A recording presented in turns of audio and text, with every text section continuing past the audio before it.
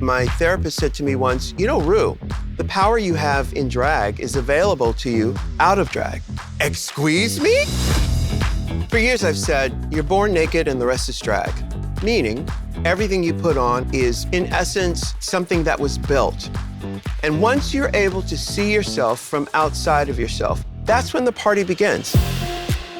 In this masterclass, I'm gonna teach you about self-love, confidence, joy, lips, foundation, wigs, chiffon, everything it takes to unleash the magic that makes you, you. What you're gonna see is Raven show you step by step what it takes to get into real glamazon drag. Drag doesn't change who you are. It actually reveals who you are. My childhood was very tumultuous and traumatic. My parents were always at war, so my thinking was, this is all too much for me, just wake me when it's done. Until I realized, I want to be present for my life.